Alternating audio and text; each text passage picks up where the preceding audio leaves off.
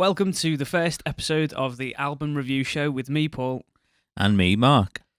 This is just a podcast that we're making each week or every other week where we sit down and just talk about an album that we've been listening to in that time. First album that we're going to get involved in is Night Network by the Cribs. Right, before we get into anything, what's your track of the week this week? My track of the week this week is a new one from Jade Bird. She's a singer-songwriter from Nottingham, I think. Right. Seen her a few times, seen her supporting Jake Bugg solo, and then saw her like a full band show at the Great Escape a couple of years ago. And she's released one album so far, and she's starting the second album cycle, I think, at the moment. And this is the second single from that second album, and it's called Houdini. It's just a really nice, easy listening type song, really acoustic vibes, but with just a really sort of euphoric, nice chorus, I think. Ace. I'll have to have a listen to that one. My one this week is from a band I've been following for a while now called Flight. I first found Flight when that's quite funny, isn't it? When I was sound engineering in a bar in Liverpool called the Chip and Forecast. They were one of the touring bands that came through, and they just blew me away that night. This song that they've just released recently is called I've Got a Girl, and it's absolutely brilliant. It's got like this weird like David Bowie Beatles kind of thing going on, and it's quite haunting, and the video that they made was it's full of like blood and gore and kind of in very theatrical way, if you know what I mean. And it all just kind of worked really, really well, and I've just had it on repeat for, as I say, about 2 weeks now. That's my track of the week. Yeah, I haven't listened to that yet, actually, so I'll definitely get onto that.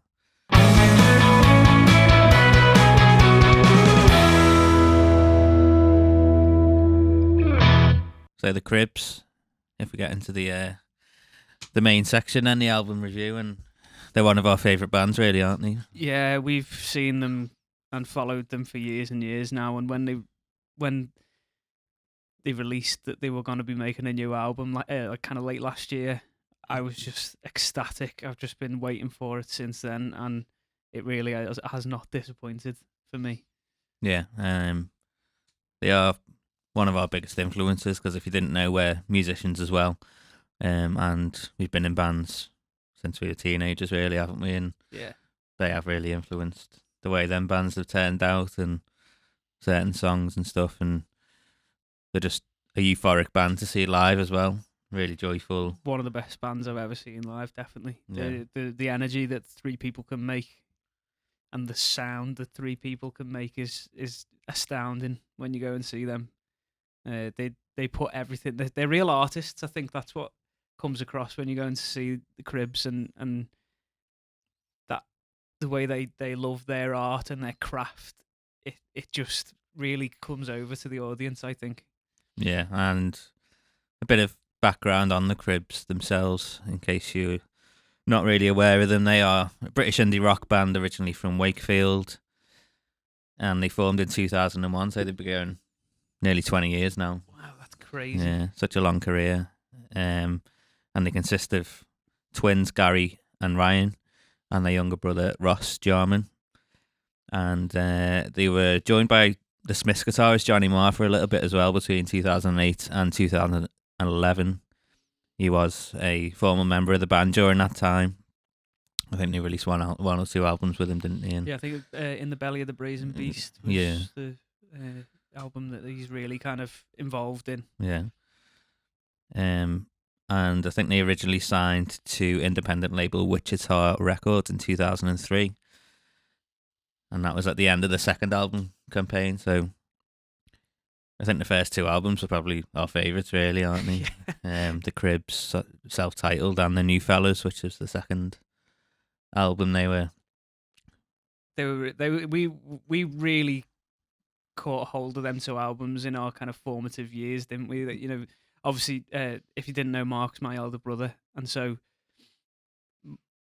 most of my music taste comes from Mark, because he'd just come home with his cool older friends from school having burned the CD or something, and we'd all listen to it together. So when they caught onto the Cribs, I caught onto the Cribs, and they were just this force to be reckoned with for me, really. And them first two albums was like, it was like melodic and punky and had everything that you wanted as a young teenage boy, the energy that you need to grab the attention and keep the attention and understand everything that you're going through at that period of your life. They just had everything of that, it was a real match made in heaven for us, I think. Yeah, they really like captured the moments in time really well, didn't they? Very much so. And as you just alluded to there, that they've been going for nearly 20 years, and for what is essentially, in inverted commas, a landfill indie band, they've been going for that whole time. They haven't. They didn't stop and reform and get back together. Blah blah blah blah. They've just been going consistently, making really good music for that whole time. There's nothing landfill about this band. Do you know what I mean? Like nothing throwaway. Nothing. Everything they do is so intentional, and everything they do is like DIY, isn't it? They have their own van. Like I think the drummer Ross learned car mechanics, so that he could be their mechanic on the road. Loads of things like that where you just think that's just above and beyond what most people do with their band, Yeah, you can tell like the industry hasn't changed them at all. They're just normal lads from Wakefield, the same as when they started out, really. And yeah, they might live in different places over the world now, but they're still at their core the same people, aren't they? And yeah, definitely got the same values as when they started out, and they've got a pretty good record as well. This is their 8th album, Night Network, and they've actually had 4 top 10 albums, and another 2 which have been in the top 20. That's pretty impressive, isn't it? It is, yeah. I think obviously was Men's Needs one of them 10. That was actually 13. It was Ignore the Ignorance in 2009 was number 8. In the Belly of the Brazen Bull 2012, that was number 9. For All My Sisters in 2015, number 9.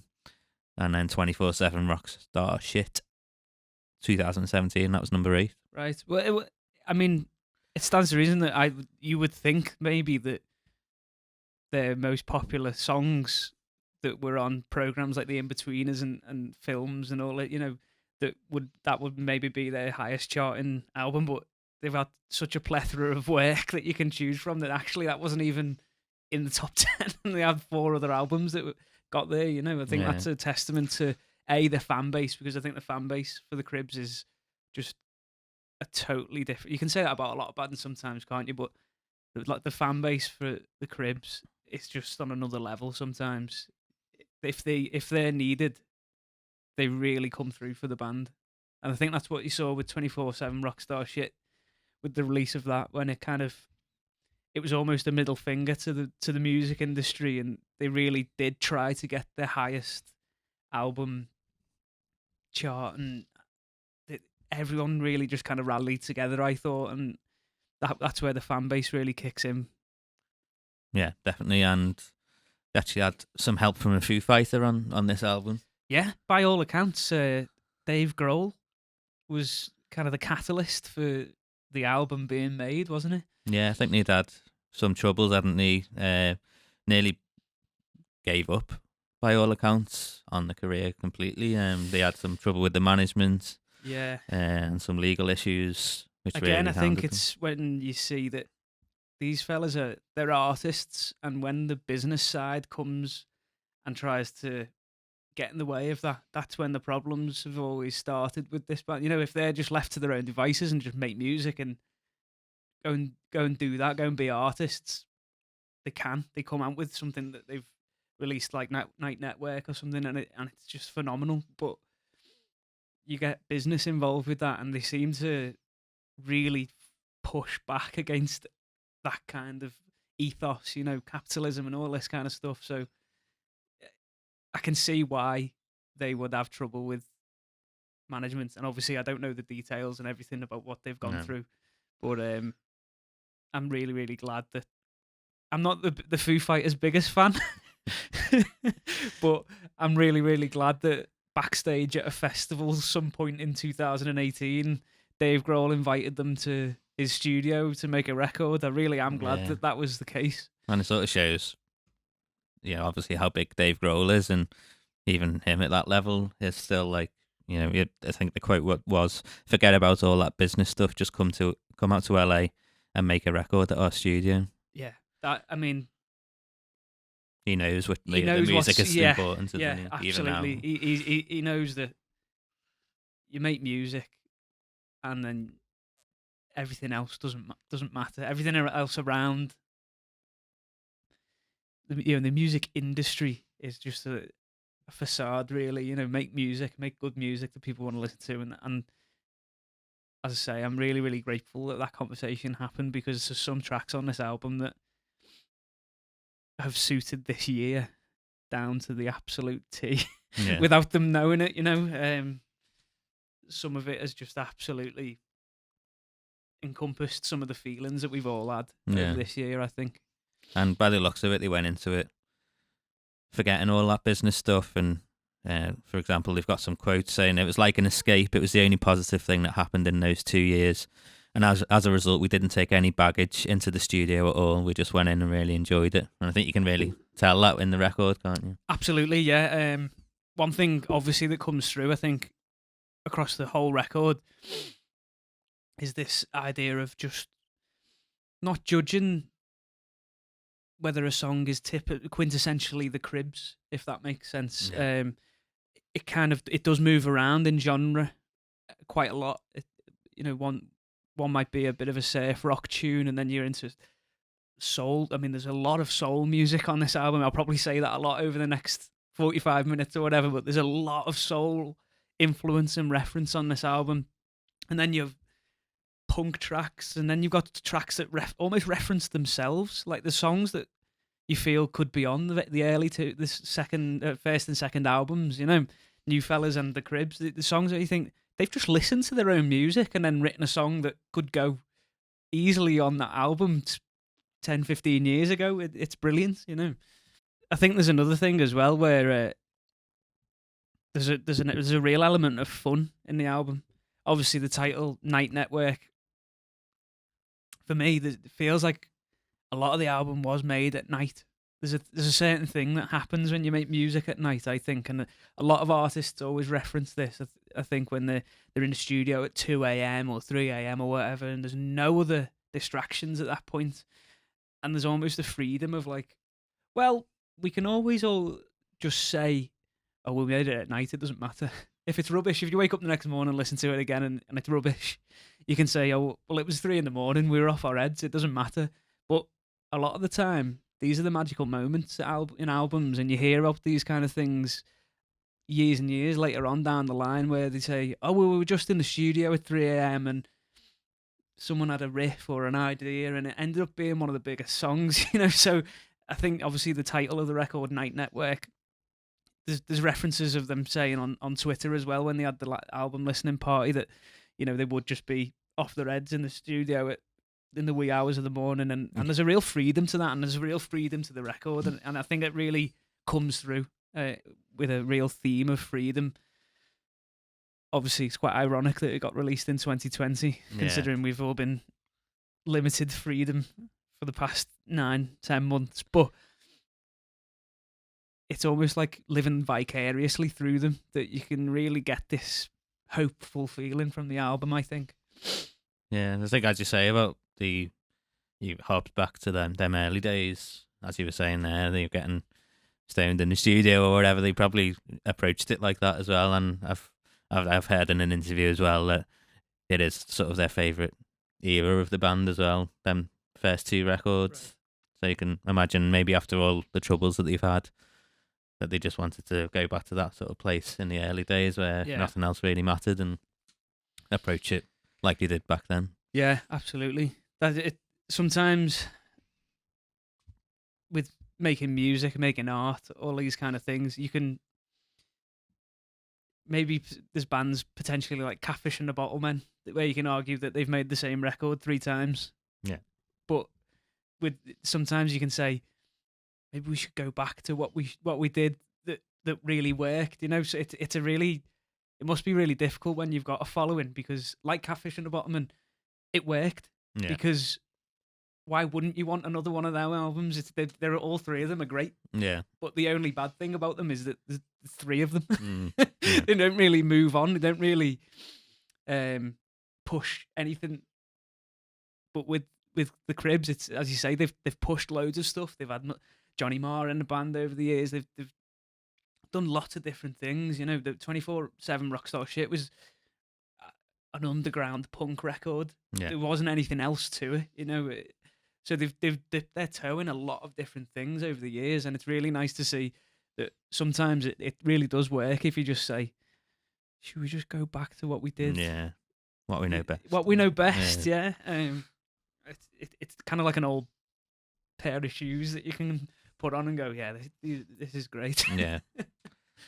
So it was recorded in Dave Grohl's studio, as mentioned before, in Los Angeles, with engineer James Brown, who works with the Foo Fighters quite a lot, I think, and Cribs collaborator Johnny O'Mahony.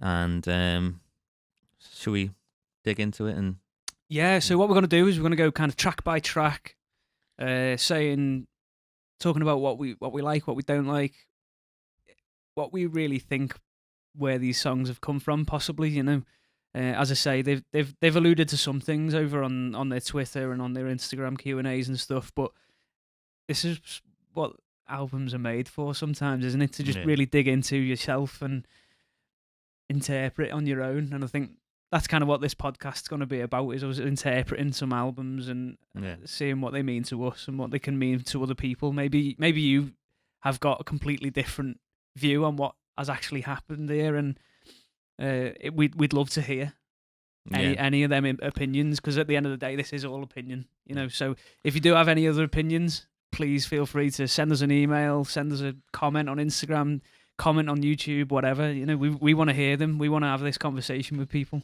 Yeah. And don't forget to subscribe to the podcast as well. Yeah, subscribe to the podcast, whether you're on YouTube or Acast or I don't Spotify, know what things are on anymore. iTunes, there's so many Apple different Podcasts, ones. yeah. If you're on something, it'll be on it. It'll be on any of them, I think. Yeah.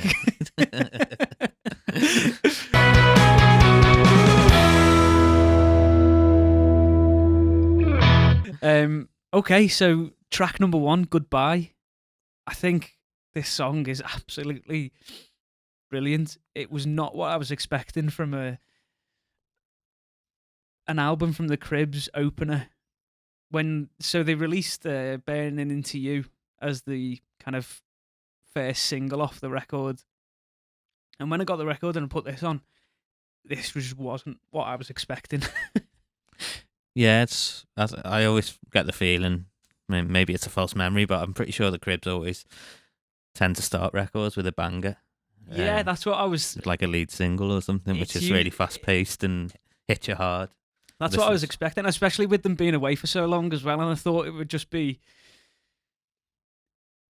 drums and loud guitars and all these shouty vocals. I really did think that. And obviously I've seen the reviews that had come out on NME and all these different sites where it was saying it was a lot more of a softer record, blah, blah, blah. But I was thinking, when's this one going to kick in? Yeah.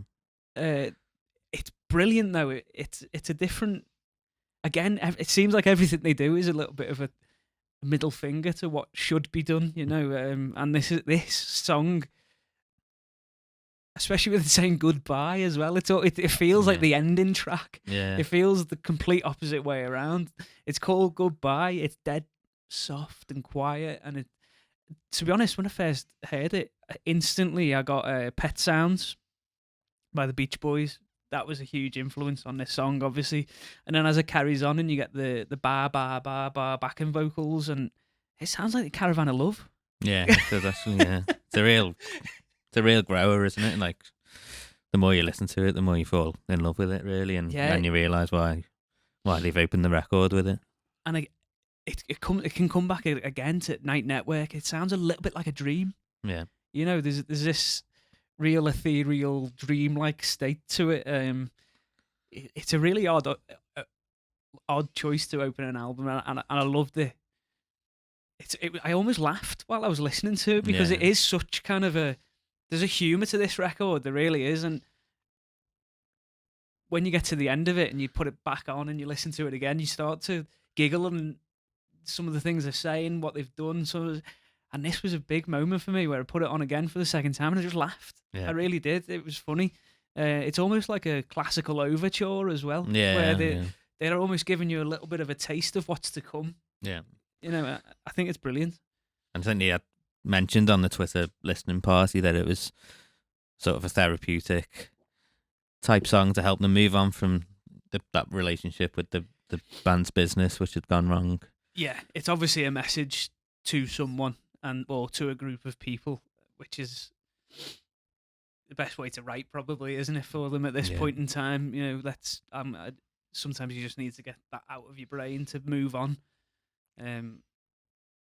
Yeah, it was a great way to open the record for me. Yeah. And when you listen to the album in full and you think, could they have done anything differently? This is one of them things where they could not have done it differently. No. I feel this is a brilliant decision by the band. Yeah, absolutely. And the harmonies are just great in it as well. Like the Cribs harmonies, for a band, let's be honest, they're not the most gifted the singers, and they sort of play in that, don't they? But they really nail the harmonies, and they've produced this sort of signature sound, signature harmony, Cribs harmony style, and it's they've really sort of took that to another level, really, on this song, I think. Yeah, and on this record in general, I think the backing vocals are wonderful. But this song, as you say, it's a real prevalent part of the song. If it wasn't there, it wouldn't have the feeling, it wouldn't have that dreamlike state, you know. As you say, they're not the most gifted, and it seems like they've really taken the time on this record to nail it, to make it right, you know. There's a brilliant clip of when they're in the studio on one of the albums. I can't remember what it is. It might be In the Belly of the Brazen Bull, and Ryan does this brilliant vocal take, and it's very, very Ryan. It's kind of pitchy and it's screamed and shouted in bits. And they finish the song, and so on the talk back, someone comes over and says, "How was that?" And he goes, "Yeah, it's all right. No one really cares anyway, do they?" And I feel like that up until now, they may have had that in their head where they think, well, kind of 70-80% is fine because it gets the point across. But on this record, I feel like they've really, because there's a lot less energy from the guitars and the music, less instrumentation, they maybe felt like they were a bit more exposed. Yeah, funny you say that. Actually, they did say in a Twitter listening party that they feel sometimes his harmonies get lost in the mix, and they wanted people to hear how complex and interesting his vocals have become in recent years. So it's obviously something they've been consciously working on. We listened and watched the Cavern live stream that the band did, and I thought during that the harmonies were, they'd obviously made a point of mixing it so that you could really, really hear the harmonies because they were just brilliant. Yeah. Okay, so track 2 is Running Into You, and this is, I think, a bit more of a classic Cribs. This is probably maybe what they had in mind to open it originally. It's kind of the opening of the album, if that makes sense. As I say, Goodbye is almost a precursor. It's like a overture. Yeah, as I say, it's just like this is what's to come, and it's like a pre-album track almost. And this is where you're getting to the nuts and bolts of the record. There's a real 60s soul kind of vibe, especially in the drums and the percussion, I think, on this record. With the tambourine and the way they've recorded it. I don't know what they've done, I don't know how they've done it, but that's the overarching feeling that I get when I listen to this record. Running Into You, chorus just for days. We've always said, haven't we, that the Cribs are just specialists in choruses. Yeah, absolutely. They can write a chorus that will stick in your head and just make you feel brilliant. And this is one of them ones, I think, especially live, is going to be fantastic. Live, when people can go and watch this band again, and we can go and see what this album sounds like live. This one's gonna be a real crowd pleaser. Absolutely. I think we're all itching to get back to that live environment as well, and this will be such a release, I think, when they kick into this. Yeah, we have a thing where we go to see a band and we're always quite reserved at first, aren't we? And we're quite we're not 17 anymore, is what I'm trying to say. So we can't be in the pit for that long. But this is one of them ones where I feel like we'll probably look at each other and just give each other the nod, and we'll be right at the front in the pit with everyone else. You know, this one's gonna be a my glasses will be flying off. Yeah, mine too. Yeah, it'd be messy. It'd be messy. And he said on the listening party that this was written in 20 minutes, and you can sort of tell it. It's just one of them that he wrote and it just worked straight away. Yeah, everything about it. The drums, the way Ross complements a song with the drums is. Yeah, he's a genius.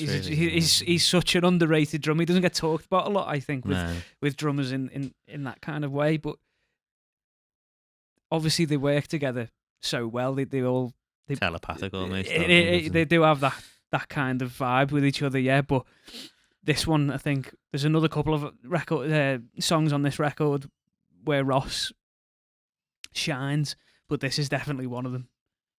He said the OOs were out there to let you know that we were back, and that is a classic crib sort of signature. Definitely, yeah. Thing, really, isn't it? Yeah. They have a few calling cards, and that is definitely one of them. Yeah. And again, I think the drums in this song is definitely one of them. There's a lot of toms. There's a lot of kind of ping in the ride bell, and there's a lot of things that only Ross kind of does, and there's a lot of things that only the Cribs do in this song, and it just ticks all of the boxes for me. Yeah, I love it. I think it's definitely up there with one of the favourite tracks on the album for me. Yeah. And just maybe it was the lead single as well that they came out with, wasn't it? And had a real impact. And yeah, great second track really for the album. And track number 3, shall we get into that? Screaming in Suburbia. Wow, this is the deep one. This is a real deep cut, this one, I think. This is, as I said at the top of the show, this is one that I think encompasses some of the feelings we've all had over this year. We get a real sense of being trapped, I think, from this song in a space that's just really boring. You know, obviously Suburbia's always had this connotation of settling down and nothing really happens there anymore. And I think, obviously, with what they've gone through with the management and just they've been forced into just living life like a kind of a normal human being, which must be really difficult when you've spent the last 15 to 17 years as a touring musician and that's all you know, that's all you do, and then you have these legal issues that literally just puts a stop to everything. You're forced into just being a normal-ish kind of person, and that must be really, really, really difficult.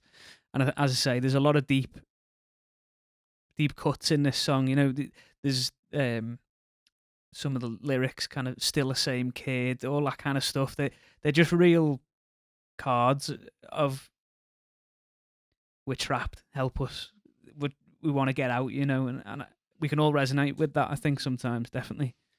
Yeah, and apparently this has been around since the men's needs, women needs, whatever days, and it's sort of one that they rediscovered, and probably, as you say, fit in perfectly with sort of what was going on at the time. And, yeah. So they'd finish that off and put it on this record, and it's one of them as well where sort of classic Cribs calling cards, like we were saying, where they trade off vocal duties between Gary and Ryan, and that's I really like that about the Cribs, the way they can go back and forth in a song. And yeah, I mean, for me, the melody in this song is just absolutely unreal. I think it's just so good. It's one of the things that I wrote down first. You know, the melody in the song is just catchy. It's instantly something that your ears are drawn to, and they almost drink it in. My ears want this melody to go exactly where it went. Yeah. And the bridge. Sometimes the Cribs do things, as I say, that you're not meant to do. Yeah. And this feels like one of them. The bridge in this song, how everything drops out. Yeah. There's nothing in it except for Gary's vocal line and a little bit of a guitar line. And it literally, the bridge finishes with a tiny bit of Gary's vocal on its own. And one thing that I do think is it runs through the whole record is the fact that Gary and Ryan to a lesser extent, but mainly Gary, is so vulnerable at times with his vocal and with the production on the album and stuff, and you're just drawn to it. It's such an endearing quality to an album, I think, is vulnerability, because as I said before, everyone feels vulnerable, and it can make you really like just connect to something that bit more. Yeah, and as well as being masters as choruses, like we were saying before, I think they are also masters of middle eight as well, really, aren't they? Yeah. Even obviously running into you, they said it was written in 20 minutes, and that was quite more of a simple middle eight where it's just the type of we probably write in the practice room, and they've probably just stuck with that because it works. Just a little instrumental going through a few chords, but sometimes they really nail the middle eights, and this is one. Yeah, it's one where if it wasn't there, you would be missing something, and it just rounds the whole thing off so nicely, And obviously, after that, when the chorus comes back in and they have all of the vocal layers with the kind of backing vocals and everything, again, that's another calling card, isn't it? Of just not oversimplifying things, and it's absolutely wonderful. Yeah. And I think you were spot on with what you were saying, because they did say about the song that it's about the travails of the industry, committing to it at a young age, getting damaged by it, falling out of it, realising that you're still the same kids that went in all those years ago. And that's sort of what we were saying before, wasn't it? Yeah. Going back to how they were to make this album, going back to what they know. One thing I love about the Cribs is that it's not so difficult to figure out what they were feeling. Yeah. They as I said before about them being vulnerable and etc. They wear their hearts on their sleeve, and as I said, they're artists, and that's what they do. This is what I'm feeling, and the records just grow from that. They really do. It's something that you can hang your hat on with a Cribs record, that you know exactly where they're going to be in life. Yeah, and I think they're also good at not being too on the nose with the lyrics as well, so people can interpret it in different ways. Yeah, definitely. Yeah, there's some of the songs on later on in the record are definitely down that alleyway. You can kind of. I've struggled figuring out what they were about, some of them, but you can definitely get a feel of what they were feeling. Yeah, it doesn't have to be exactly this is the situation, but you understand what they're feeling and what they're going through. So that's the important part. That's the bit that us as fans resonate with. Yeah, so the next track is number 4, I think. Never Thought I'd Feel Again. And this is a song for me that really shows that they have been doing this for what feels like a very, very long time. It shows their songwriting prowess, I think. The chord progression in the verse is just... It's really evocative, and it makes you wonder what's actually going on, and the music makes you wonder what's going on in the vocals. For me, it keeps you interested. I can't read or write music, so the notes wise and everything, I couldn't tell you what's happening. All I can tell you is that it makes me feel like a certain way. I think it's absolutely great.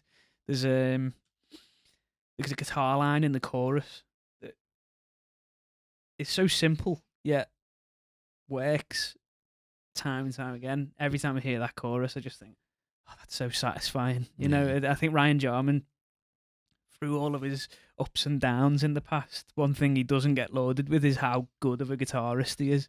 Yeah, absolutely. He's incredible. And yeah, I think this is one of my favourites on the album as well. It kicks straight in the verse. Yeah. The sort of solely backing vocals as well that they've got going on. And yeah, the chorus, again, is just so energetic. And I love the the sort of double snare that runs right through it as well. Yeah, again, the soul influences of that kind of 60s vibe on the drums, and it's almost like how he's playing it. Some of these tracks don't sound like it's Ross playing the drums. Yeah. So a lot of them sound like he's almost altering the way he's playing, the way he's hitting the drum to give that sound, and that's so hard. You're a drummer, that's hard to do, and he's just nailed it. The drums give the vibe, yet they don't overtake the song. Yeah. What else have I got for this song? I think that, this is another one live. This one's going to go off big time. Yeah. As soon as you get into that intro, people are going to start jumping. People are going to start throwing drinks, going mad, The chorus, you can just... It's that perfect jumping tempo. It's a real fist pumper of a song for me. Yeah, I do love it as well when they go into them like higher registers in the chorus and really like belt the melody out. Yeah, one thing that they didn't really do a lot on this album is the screamy kind of vocal, and they've said that they've done that on purpose. It was almost like, well, we've done that. Why would we carry on doing it and doing it and doing it and doing it? We can show off what else we can do, which is great. But sometimes, as this song prevails to you. You just got to love it when they go into that register and start belting it. It's brilliant. It's such a feel-good thing for me. Yeah. Plus, it's got a fade-out in it. Yeah. You got to love a fade-out. You've got to love a fade-out. Yeah. I think that's definitely the Motown influence It as well, really is, yeah. Wakefield Motown, I think they've coined. Wakefield Soul. Yeah. And there's actually a really good story attached to this song as well, which came from the Twitter listening party. Said one evening I was at a friend's birthday party and someone gave me some cannabis lozenges that they had been using for a serious medical condition. I took a full one, which it turns out was a dosing mistake, and had a pretty damn heavy experience. I had a short window of time the next morning for vocals, and I was in a really weird headspace and intimidated to try the vocals in case I ruined the song. When I put down the harmonies in the intro and heard it back in the cans, I genuinely cried. Later that night, I went out for cocktails with some friends to take the edge off, and was still feeling really shaky and delicate and super emo about the intro harmonies. That's amazing. I love that they just have these stories sometimes that they can pull out the bag. It just gives another colour to the record, Yeah. Because there is a real delicateness to this whole record, and it's really used that him feeling that way to put that emotion into the record when he's recording the vocals and stuff. It's brilliant.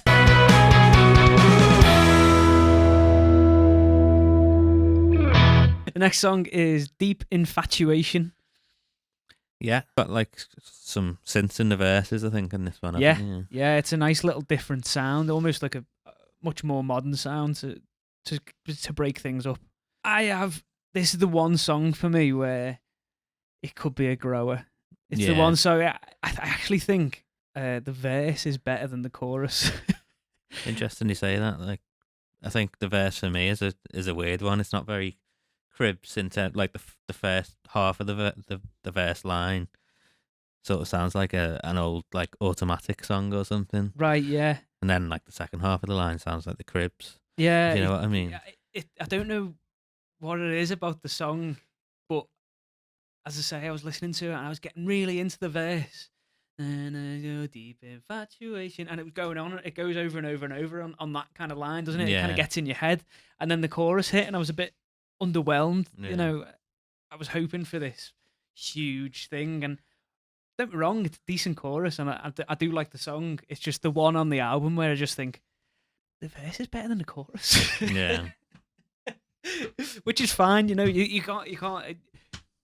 Not every song on a record can be the best song ever, can it? No. You've got to have songs that are just slightly less good than the others. Probably a bit more of a filler one, isn't it? Yeah. It might be one that we might not hear live. Yeah. We'll put it that way. Should we move on? Yeah. This is my COVID anthem for 2020, this one. It's called I Don't Know Who I Am. Yeah, and this is another collaboration with Lee Ronaldo. Yeah, Be Safe. Yeah. Is it Interpol? He was... Can't remember now, possibly, yeah. But it's not the same sort of thing. Like on Be Safe, it was like a monologue he did over the top of it, wasn't it? And Yeah. This one, I think he does the high vocals, does it? Yeah, in the chorus. and some of the guitar. Oh, He right, does a okay, lot of the yeah. guitar. I think they've credited him. So on the LP at the bottom, it says Lee Ronaldo vocals and noise guitar, Yeah. which is something I know that obviously the Cribs started as a noise rock band. Yeah. So they love that noise rock sort of style, and this one really, really gets you going. It's got that hypnotic guitar loop on it just for the whole thing. Keeps going and keeps going and keeps going, and it has this headspace that obviously we've all felt over the past a few lockdowns and everything. And the lyrics, Yeah. I don't know who I am. I just bought into it straight away because it's something I've really truly felt over the past few months. And this album, don't be wrong, when it got announced that it was going to be released, and I was really, really excited, and it really perked me up. Obviously through lockdowns and COVID and everything, we needed these good bits of news to pick us up. When I listened to this song, I was really, really impressed, because obviously they wrote it before all of this happened. They'd written it in a pre-COVID world, and it hit home. Really, really did for me. It was brilliant. Ross's drumming in the whole song is just brilliant. Again, another one of it's just a real quintessential Ross Jarman. This is who I am. Yeah. And you could tell it's sort of come from the same place as Be Safe as well, that sort of long jam, repetitive. Yeah, type. definitely. And I say that the guitar sound, it's just mad. Yeah. Again, shows that it's his guitar, how good he is on guitar, really, doesn't it? Like how much of an underrated guitarist he is. Yeah, and not just for parts, but with sounds, and how you can affect the song with just sound. I think this one for me, it's not as like a fist pumpy banger, but it's one that you can really sit down on and listen to over and over again and get something out of it each time you listen to. There's almost not hidden stuff, but you can divert your focus a little bit every time you listen to it. It's something different. Yeah, I think slightly different from my point of view in terms of maybe one of the ones that I'd end up skipping more on the album. For me, it's just a bit too repetitive, but maybe I haven't listened to it as much as you have in terms of finding different things with it every time you listen to it. But for me, it got a little bit tedious towards the end, as it was quite repetitive. Be Safe had that big sort of euphoric chorus that it went into, and that tension and release was there more, I think. Yeah, I think with this song, for me, because it's got that jam feel and it's quite long as well, isn't it? Maybe it's just that I enjoy it, and then I'm present when I'm listening to it at the start, and then I kind of zone out and my mind goes elsewhere. It's it almost allows my mind to go elsewhere, if that makes sense, and then I'll zone back in and I'm focused on something else in the song, and I think that's what I quite like about it. It kind of lets my mind wander a little bit. It's kind of a backdrop for my mind to really go through what it needs to go through. It's quite a relaxing song for me. So the next song is She's My Style. What did you think? Yeah, I really like this one. It's one of them, again, which has really interesting sort of drum hooks, and I would actually argue that this one is an outlier for the drums on the album. This one feels like its own entity. Yeah. I think it hits really, really hard. It's that classic Cribs, just absolutely hammering the drums. Yeah. When I first listened to it, I thought this is like the start of the second part of the album. Yeah. It's kind of like a breakwater. Side 2. Yeah, it's a breakwater for side 2. That it's almost like a palate cleanser, if that makes sense. It gives you another blast of classic Cribs that you could easily be on any of the old albums. Put you in a great mood, and then they kind of take you down another route later on afterwards. Yeah, and the backing vocals are brilliant on it as well. They do that brilliant octave thing that they can do. Really sort of Beatlesy inspired backing vocals. Yeah. I think, aren't they? There's a lot of 60s references on this album. There's a little bit of Bowie every now and then. There's quite a lot of Beatles, especially later on in the album, last couple of tracks. But this one, She's My Style. It first of all, it reminded me of Chi-Town. Yeah. Which I think was on Payola, the B-sides album. It's just a constant punk, beefy Craib's banger that you just can't help but smile when you listen to it. There's Yeah. not much more to say about it, unfortunately. Yeah. And they have said that they had so much fun making this one, and you can really tell that comes through, doesn't it? Yeah. And they were off the faces. Finished it at 5 a.m. in Brilliant. Portland, so brilliant. Yeah, as I say, there's not really a lot to say about this one other than put it on. Yeah, it's great. And it starts off quite immediate, doesn't it? But then, like, it does get, like, if you dig deeper into it, it becomes a bit more complex and clever, I suppose. Yeah. But we can move on.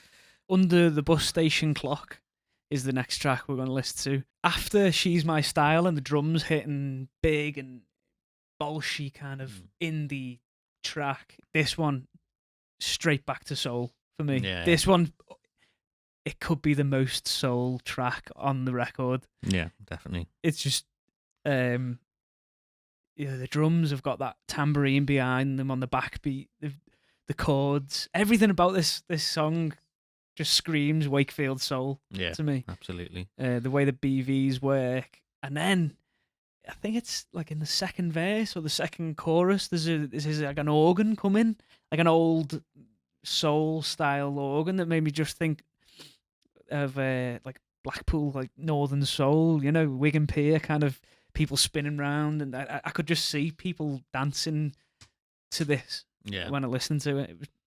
It really. It's another real evocative song, I think, because obviously it's got this thing of their childhood to it, hasn't it? Yeah, it was about a bus station, and in their words, a horrible, dangerous, piss-smelling old Victorian hellhole, which I really miss, and it was the meeting place for everyone before the era of mobile phones. Yeah, brilliant. And it really takes you on a bit of a story, this song, when you listen to the lyrics and you kind of get into it, that when you kind of like delve in a little bit more. Very nostalgic. It is a real nostalgia trip, and it's that kind of, obviously we remember life where you'd have to ring your mate and say, right, I'll meet you at such and such, and you'd have to go there and wait like a bit of a knob. And it's got that kind of pre-internet soul to it, I love this song. This is, I mean, I won't ruin it for the rest of the podcast, but this one's my favourite. Yeah, no, it is up there for me, and as you say, so it starts to take the album in a bit more of a different direction, doesn't it? After the it's a strange one. It's got that thing of when soul tunes have got this really happy, brilliant up-tempo music, but the vocals are the content of the lyrics is almost dark. It's got that kind of juxtaposition thing to it that, as you say, it starts to lead you down a different path for the second half of the album. Yeah. Okay, so the next track, The Weather Speaks Your Name, which is the 9th track on the album, and apparently it is one of the oldest songs on the album. They wrote this while rehearsing for the big Millennium Square show in 2016. So it's been around a while. What do you think about it? When I first heard it, I hated it. My head just couldn't deal with it. I don't know why, but my head just did not compute this song. I hated it. And then second and third listening to the album, it's really up there for me now. I think it's really, really clever. I think there's something to this song. Obviously, there's that. It starts with this really crazy sounding guitar that I've written down here that it sounds so loud it almost breaks your speakers. It feels like your headphones or your speakers are ripping in two. I don't know how they've done it. Again, I'd love to know how they've done it, but it makes you listen to it.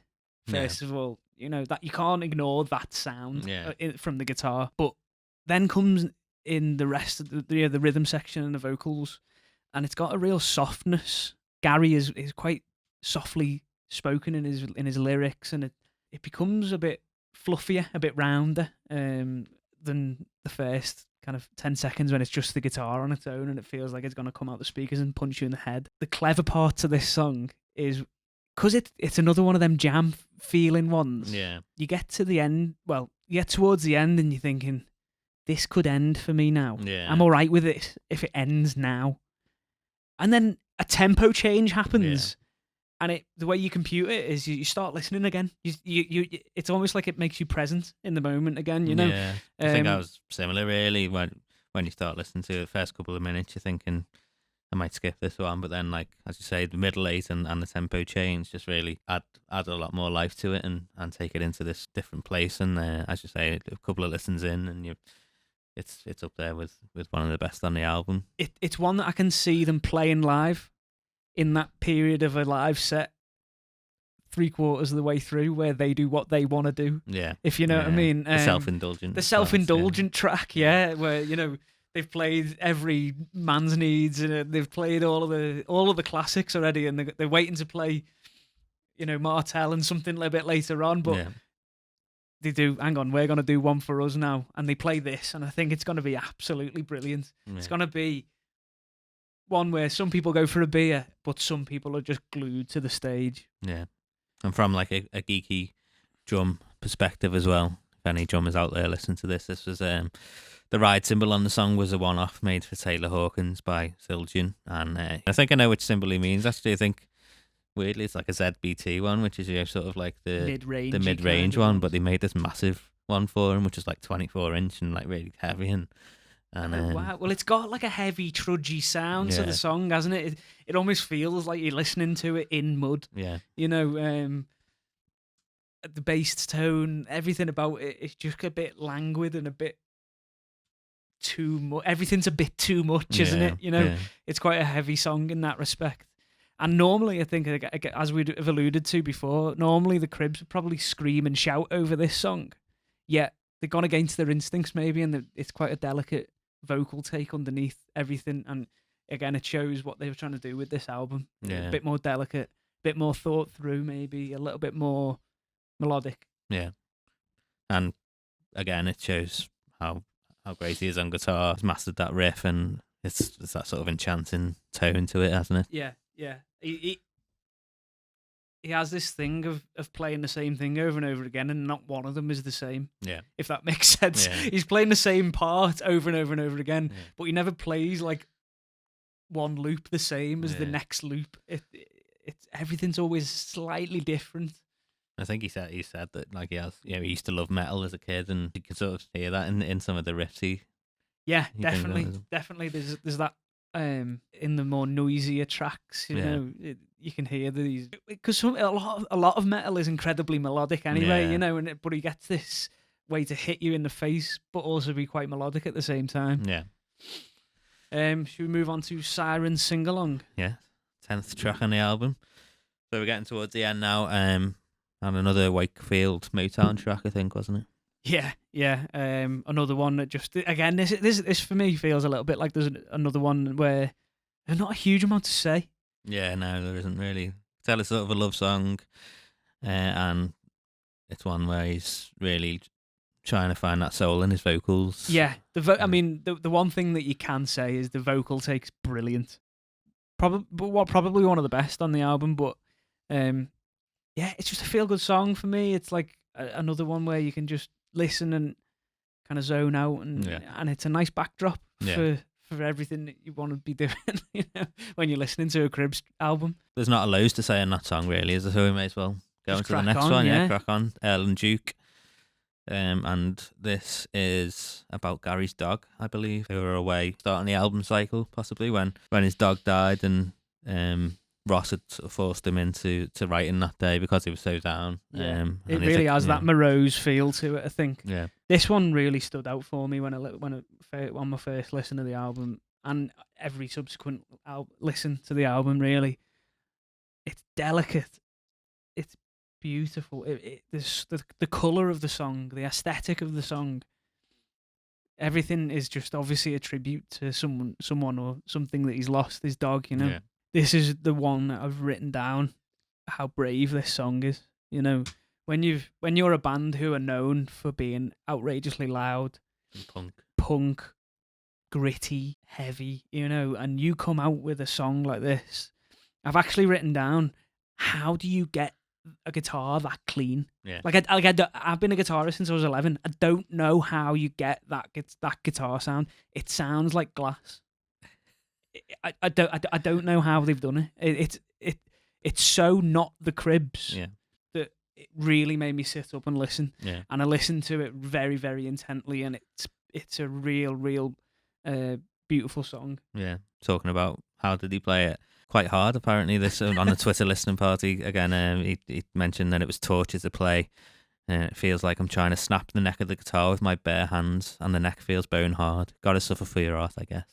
Yeah, well, it all of the song sounds quite hard, to be honest. It sounds like they've gone through a bit to play it. Again, the drums are really, really quiet and played that way. It's not like he's played normally and they've just mixed it really quiet. He's played it really, really quiet. And for a drummer like Ross Jarman, that must be really, really hard. Yeah. Because he's 100%. known for, as is on She's My Style, he's known for that kind of drumming, just really, really hitting it hard. Yeah. And it must be really difficult. And it just shows, again, their songwriting prowess and their playing prowess, that this is their craft. This is what they've dedicated their life to, you know. And this song, it really shows to me how mature they've become over the past 8 albums. Yeah. And they've had a couple of these little softer songs over the years. I would say they were ditties on the other album. They weren't quite. Yeah. It was almost like a little bit of a joke. Yeah, It was ironic. This one is not ironic whatsoever. Yeah. You know what I mean? But it is nice to see that, to hear that different side of them now and again, isn't it? Definitely. And I think again, this album just shows how Gary's voice is just brilliant. It really is great. Yeah. And he's not renowned for, again, is singing so nicely. Yeah. You know, but he can, and he does here. Yeah. And it's a real gift, I think. Right. In the Neon Night, which is the last song on the album. Yeah, we've come to the end. We have. We're nearly there. We're on the home stretch. Yeah. And it's a really good ending to the album, isn't it? Such a perfect ending track, really, I think.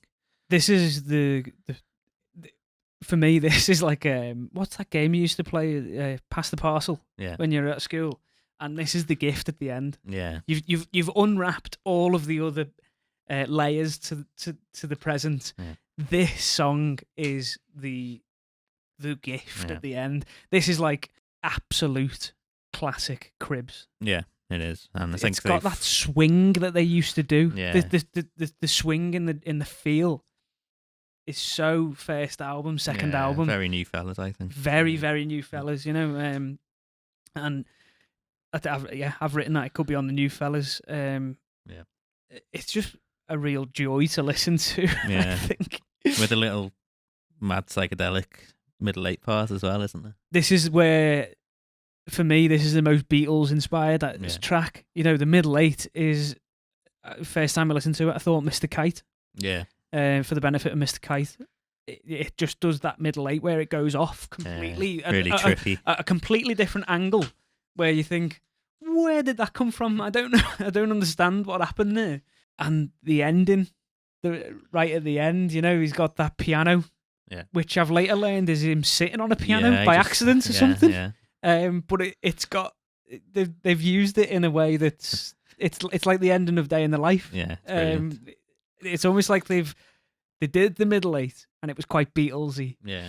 And then that happened maybe, and they thought, well, let's lean into that. Yeah, I really like that actually. Again, it's a nice way to sign off. Yeah, there's a bit of humour again. That's what I was saying before. That humour that they've got and try and pull through a lot of their stuff. Yeah. They never take themselves too seriously, which is great. You know, that middle 8 again. It shows how mature they are and brave. It's a really brave thing that you can just go, no, this is what we're gonna do. Yeah. This is the way this middle 8's gonna go. Yeah. and you strap in because it's a bit of a ride. Yeah, it is. You know. And they said when writing it, it was another all-night session in Portland where Gary and Ryan were trying out all kinds of different ideas while Stone had no recollection the next day. So it was really fun to listen to the playback. So again, I've got to go to Portland. Yeah, I really have. Yeah. Seems like a magical place, doesn't it? Because whatever they're doing over there when they're in one of these sessions at night, you know, eating edibles and all this kind of stuff, crack on, lads, because what you're producing at the end of it is just a joy to listen to. Yeah. This one really, really made me happy.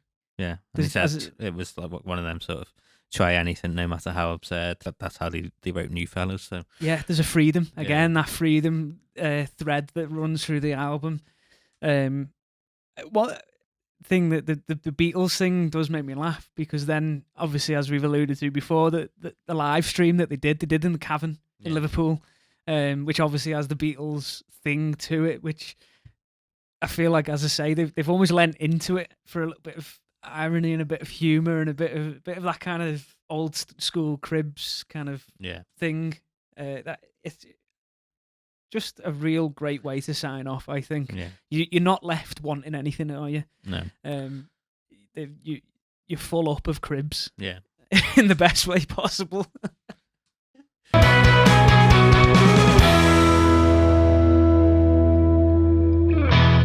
So what's your overall assessment of the album then? It's brave, and I like a brave album, because they could have come back heavy again after the break, because they could have been angry. They could have been really, really angry, and that could have been the overarching theme for the album, which is anger. Which you could argue 24/7 Rockstar shit.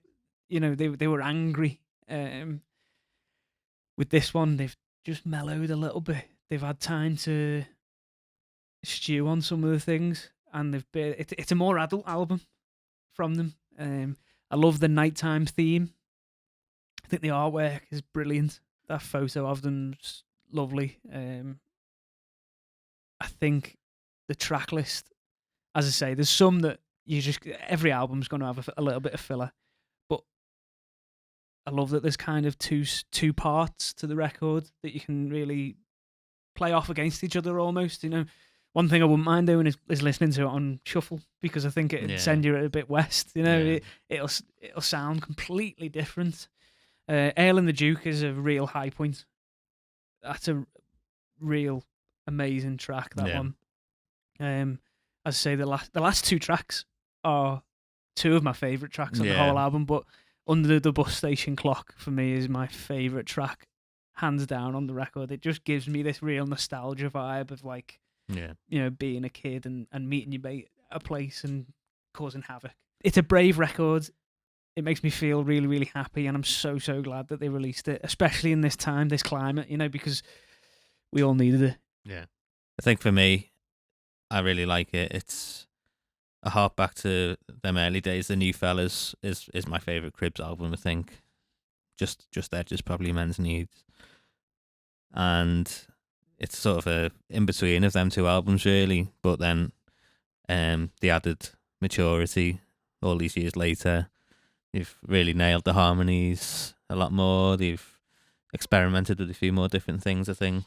And I just love the fact there's, like, they've said that they've gone in with no baggage. Yeah. They've just gone in there and done it to enjoy themselves and to get away from all the stress that they were leaving behind in England with the label and the management and stuff. And they've just gone out there and had fun. Yeah, had fun and remembered what it means to be in a band and to make an album. To be in the Cribs, what it means to be in the Cribs. Yeah, exactly. I totally agree. If you had to give the album a mark out of 5 stars out of 5, 4 stars out of 5, what would you give it? I think probably a 4, to be honest. Yeah. I'd say that there's 1 or 2 on there which are a bit more filler, but in general, it is one that I would listen to again and again. And there's been a few Cribs albums recently which I probably wouldn't have done that with. Yeah. But this is one which compares to them earlier albums, which I really love, and I would happily have it on in the car, you know, numerous occasions, and not really get bored of it, I don't think. Yeah. What's your star rating? I think I'd go for 4.5. Oh, I didn't know we were doing decimals. Yeah, I'd snuck that in because, as I say, there's just a couple of tracks where I'm not fully in love with them. Not quite a 5, but not quite a 4. Yeah, exactly. I think 4 is doing it a bit of injustice, because there's some that's the whole soul feel of this record just deserves an extra half star, I think. So that's where it's come from for me. I think that kind of wraps us up a little bit, really, doesn't it, for our first podcast effort. Yeah, it's been fun, hasn't it? It has been fun, yeah. Yeah, I'm excited to do the next one. Yeah, the next one I think will hopefully be a Christmas episode. Yeah, and it'll be a slightly different scenario where we'll be picking our 5 favourite albums from the year, won't we? Yeah, we'll each bring 5 albums to the table, and also we'll pick our tracks of the year as well. Maybe 1 or 2 tracks of the year. That's going to be hard.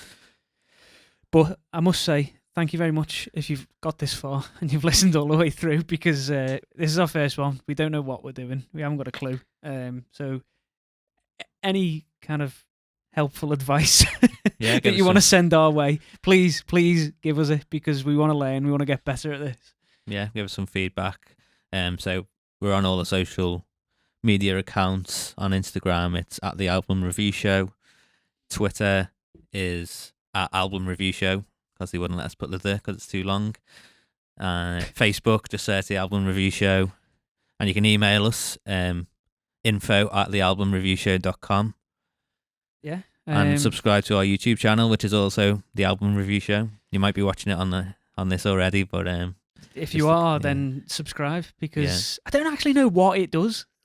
I think it just helps your algorithm, helps your numbers and stuff, and it gets you seen in more places. Right, and like it as well, and comment, interact with the video. Just be involved. We want this to be a bit of a community. We want to get your involvement too. We want to get guests on, so get involved. We might pick your comment out. We might read it next time. We might do a lot of things with all of these comments, and so we might have a segment later on in the show where we'd say, what are your comments on this album? So as I say, next time we'll be a little bit better. Yeah. We'll be and maybe give us some suggestions, what albums you want us to review as well. Yeah, we don't just want this to be like indie albums that we love. Yeah. We want it to be, any album. So any suggestion for an album, just send it our way. Hit us with a comment. Hit us with Twitter. Yeah. Instagram. Any new artists you might be listening to as well. Yeah, maybe. What's your track of the week? Yeah. That's a good one. That is a really good one, because they're really hard to find, because everything is my track of the week. So hit us up with what your track of the week is. So yeah, that's been The Album Review Show. Follow us, subscribe to us, like us, all of them things. One last thing. Thanks so much to Sort Rehearsal Rooms in Liverpool, because that's where we are right now, and it's just the best place to practice with your band in Liverpool or do something like this. So yeah, thanks to Lee and everyone at Sort. Yeah, if you are from Liverpool, Merseyside, definitely check out Sort, because it's a great place to rehearse. Probably the best, really, isn't it? I think. I would say so, yeah. Having rehearsed in probably every single room in Liverpool. Not practice room, just room. Yeah, and after this year, it's important to support these places, otherwise we might lose them, and we don't want that. There's already a lack of places to practice and rehearse in Liverpool, isn't there? And we don't want to lose this one or any others, so support your local practice room. Yeah, that's always a good note to leave on. So thank you very much. Yeah, thank you. And we'll see you next time. Yeah.